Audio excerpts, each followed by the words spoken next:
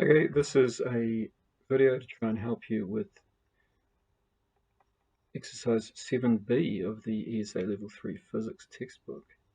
So the first problem in a game of billiards, you bounce the ball directly into the cushion and back again, and it asks, part A rather of question 1 asks to draw a vector to show the direction of the change in momentum of the ball. Now I like to always set these out based around just the idea of change in any vector quantity being a equation.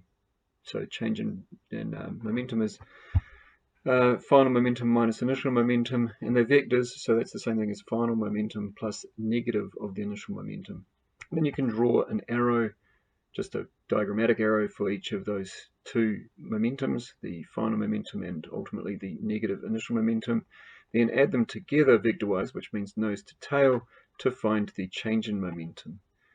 You'll then be able to use the magnitudes to come up with what you need. And that works in both 1 and 2 dimensions.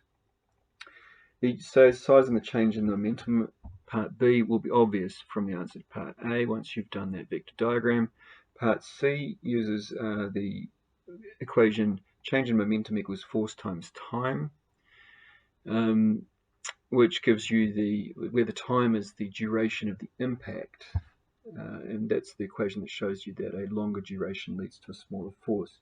Part D, in this one the ball is coming into the cushion at an angle and bouncing off at another angle. You notice that the coming into the cushion and bouncing off are at 90 degrees to each other, which is kind of useful when later on we go to solve using Pythagoras.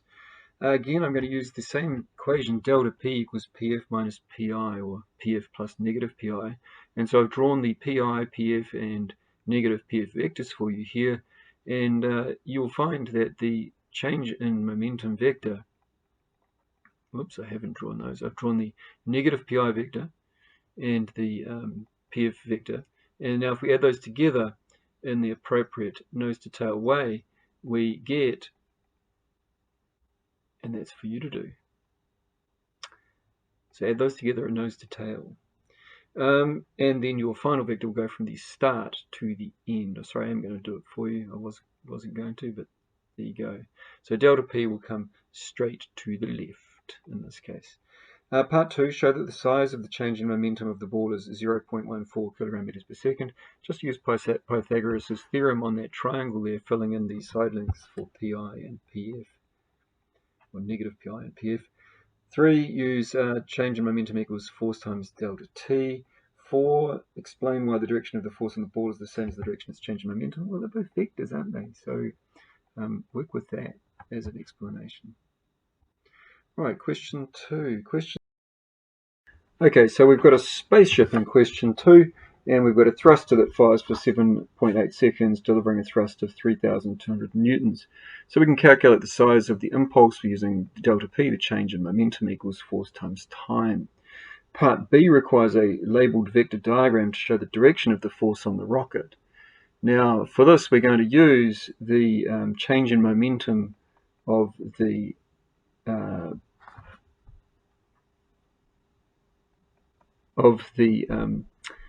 spaceship to help us. So the change in momentum of the rocket has to be, in terms of an amount, has to be the based on the impulse force. But the key idea here is that change in momentum is a vector, and it's equal to the final momentum minus the initial momentum. Now we're given directions, so this allows us to construct our triangle, our vector diagram.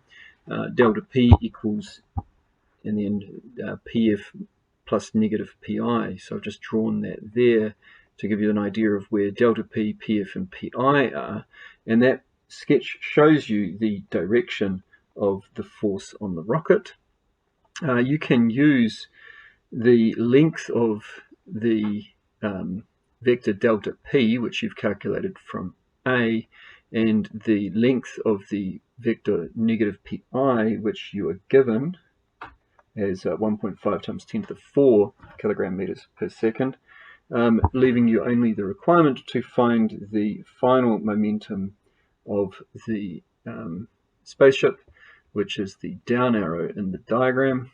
And that, in fact, is part C. So if you achieve the parts A and B, then C is pretty easy using Pythagoras' theorem.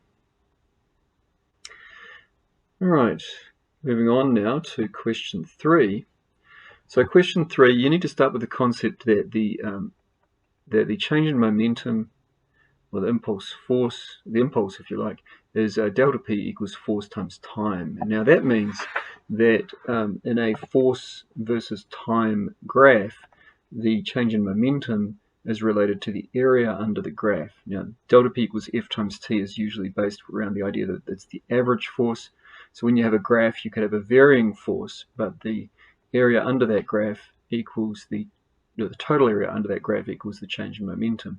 So the question you have to ask yourself is, which graph has the greatest area? That gives you the answer, and you need to explain it using the ideas delta P equals F times T. Question 4, again, this uses the same idea, so calculate the change in momentum of the ball, again using the area of the graph, because delta P equals F times T. And if you want to think about that, you can think, like, what if I cut the graph up into little skinny pieces where I can work out the force and the little fraction of time involved in each piece. And then if you added up all those pieces, you'd get the complete change in momentum. You know, to calculate the speed of the ball as it leaves the bat, you're going to need to make a vector diagram for this involving pi, the initial momentum, the final momentum, and the change in momentum vectors, and then solve that using Pythagoras' theorem. Because and here's an example of how you might do that, because if you don't do that, if you just go adding the change in momentum together and then dividing by the mass of the ball, you will get an inaccurate result, for this is indeed solving a triangle again. Because these are vectors, right? So the change in momentum is not directly in line with the initial momentum. There's our diagram, and you should be able to solve for the vector PF and then use P equals mv to work out the velocity. That was question 4.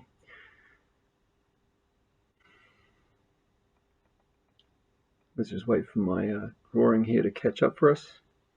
There you go, solve for PF using Pythagoras, and then use P equals mv to get the magnitude of pi.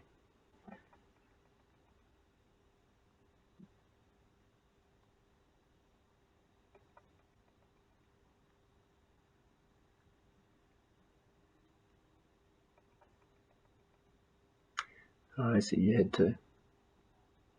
to work out pi first using P equals mv, then get delta P from the diagram, then use P equals mv to find the velocity. Okay, sorry, thanks for listening. Sorry about the womble at the end there.